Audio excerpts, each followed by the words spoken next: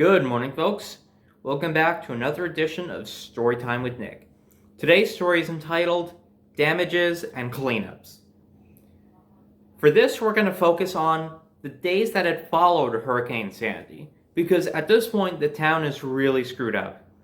Because, a hurricane just plowed through here bringing 90-mile-an-hour winds. Of course it's going to be screwed up. So, the first day after Hurricane Sandy, we'd realized that, okay, something good came out of this. We have a gas stove, so at least we're going to be able to eat, and we're going to be able to boil water to give ourselves a bit of heat, because it was October, and I do remember this time in October being actually really unusually cold. Not just because we didn't have heat, but because it actually was unusually cold for that time of year. So we were going to need all the heat we could get. So the first day, we had made ourselves some breakfast. I forgot what we ate, but we decided, you know what, to pass some time, let's look around town and see just what had happened. So we decided to walk, not to drive, because we knew there was probably going to be trees everywhere. There was, but there was also wires. There was also cars that were where they didn't belong, and there was also places where it looked like cars should belong, but they weren't. Cars that were having a little too much fun together, some on top of the other. Some pieces of house all over the place, especially shingles. It was a total mess, folks. Let's just leave it at that. Last year we were hit by Hurricane Isaias, I think is how you pronounce it, if I remember off the top of my head. So we were hit by that, and that really just left a bunch of tree shit everywhere and did knock out the power a couple minutes. But apart from that, it wasn't too bad. This storm, however, no. It was the real deal. There were a bunch of roads cordoned off because there were trees just strewn about them. Full size, I mean not just these like freshly planted trees. I mean trees that have been there since before even my fucking grandparents might have been born.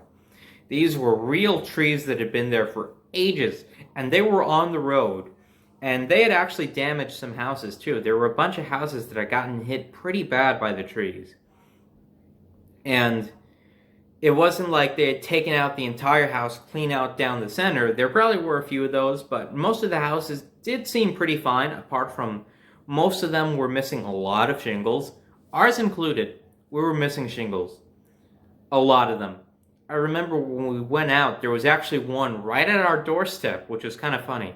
And oddly enough, it was the only one that was intact, because the rest of the shingles that had been taken off the house had actually broken. We'd seen them strewn about the neighborhood. We couldn't tell if they were ours or if they were from the other houses. There were some that were noticeably darker, and those were ours, but that one I do remember was right at our front doorstep, and it was the only one in one piece that we could find. So it was kind of funny how that happened like that.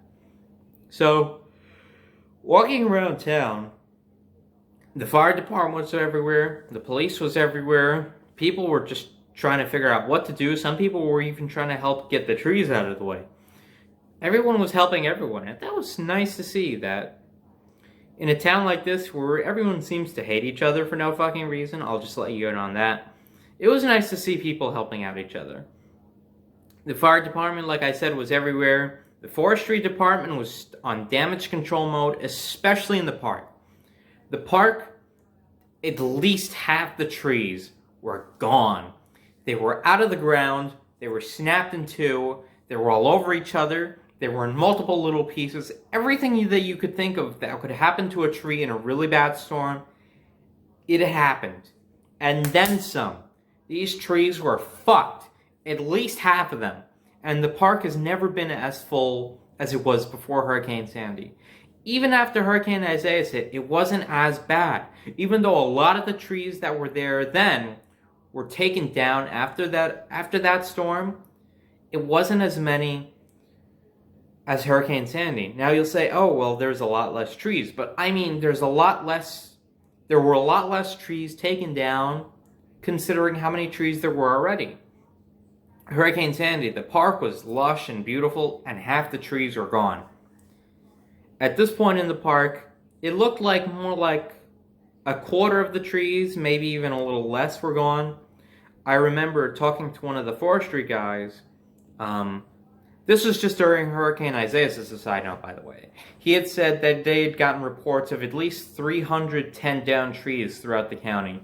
So that was Hurricane Isaias, but in the park alone, he had said there were at least about 100 that were downed. Now, we have a really big park, and 100 did seem like a believable number from what I could tell. So there was that. So I'm guessing Hurricane Sandy must have taken out at least 500 trees, maybe even 600 or 700 throughout the county, because we were one of the hardest hit counties, even though the storm had plowed through South Jersey. We were one of the hardest hit northeastern counties, because we were sort of the closest to South Jersey compared to the other counties like Sussex and Essex. No, Essex is right next to us, and they'd gotten pretty hard hit. Sorry if I can't speak today. I'm just trying to run a million thoughts through my head at once talking about this, and trying to remember some things at the same time too. So those counties didn't get hit as hard as us, but they did get hit pretty hard from what we learned. But then again, those counties were out of the control of our county, so we didn't really know the numbers there. All we know is most of the people in most of the counties in Jersey did lose power.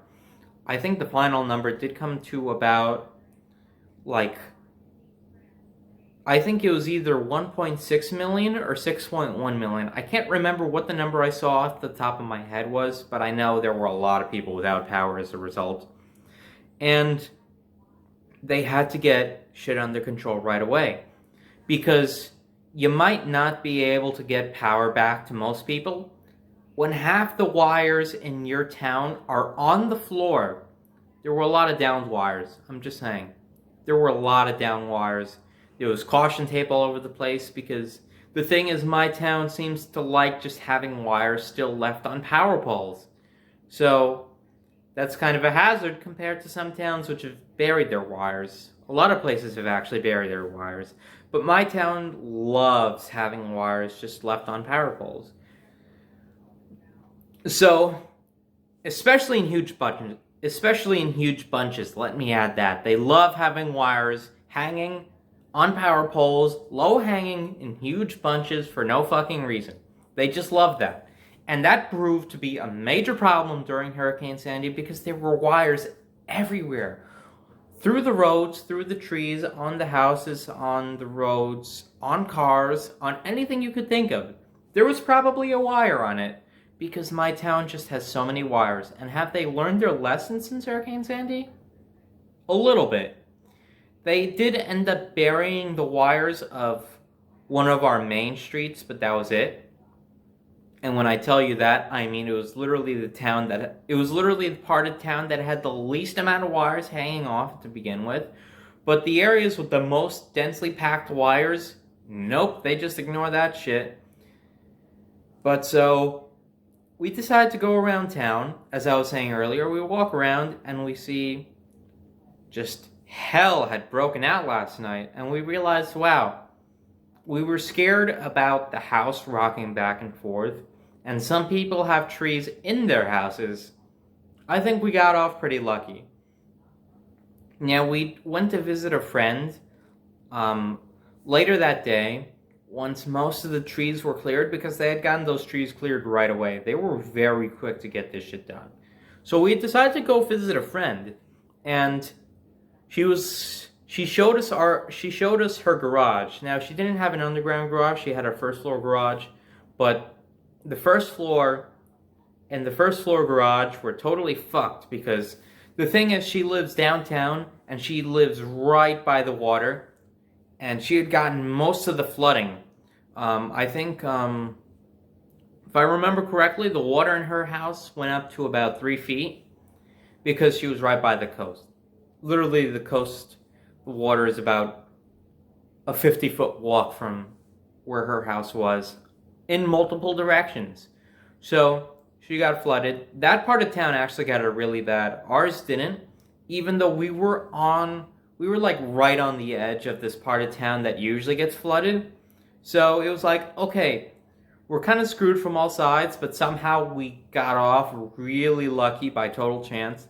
As a matter of fact, the building I'm living in now, the garage was flooded. We have an underground garage, so that garage was flooded pretty hard from what I was told by some of the residents who live here, who lived here then, or who were living here then.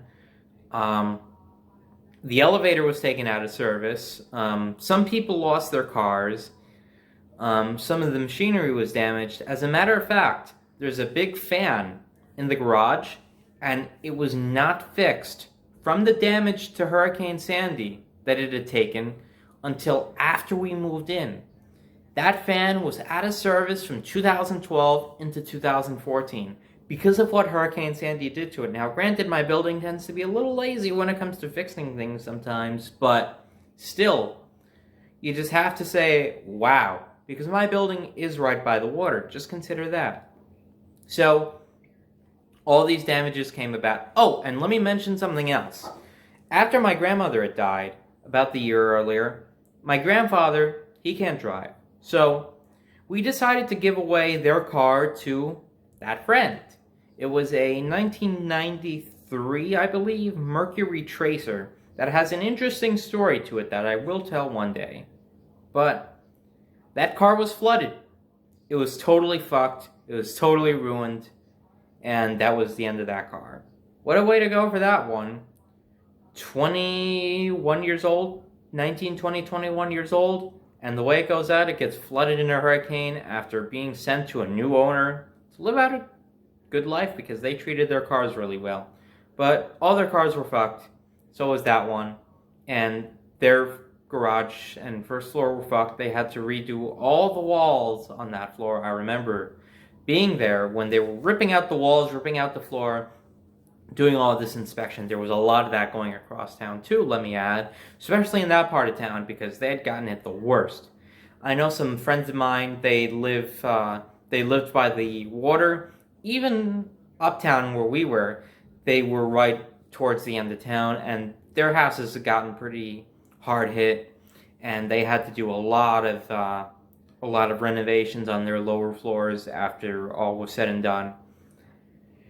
Basically, all around, it was chaos. But the damage was cleaned up pretty quickly.